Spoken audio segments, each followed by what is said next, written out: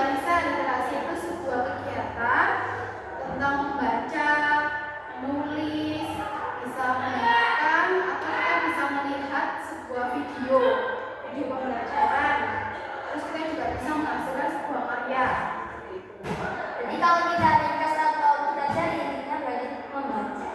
Ya, kalau lebih tepatnya ke membaca, tapi itu bisa kita eksplor kegiatan-kegiatan yang lain selain membaca. Nah, menurut Bu Marisa, apa contoh kegiatan yang bisa kita lakukan agar lebih berliterasi? Kegiatan yang bisa dilakukan itu yang pertama pasti membaca. Jadi pengalaman Bu Marisa sendiri itu, Bu Marisa suka membaca. Itu bisa kalian seperti diwajibkan. Ya minimal itu setidaknya 1 hari bisa membaca. Kalau misalnya dulu kalau saya kesulitan 1 hari ya setidaknya 1 minggu sekali harus membaca buku. Itu wajib. Setelah membaca buku bisa kalian menulis. Kalau misalnya suka puisi yang menulis puisi atau enggak ya kalian buat semacam buku harian. Punya buku harian? Punya apa tidak? Nah itu juga bisa kita masukkan di kegiatan literasi. Marisa mulai suka membaca itu dari umur berapa sih? Kalau masalah umur ini ya Bu Marisa mulai SD.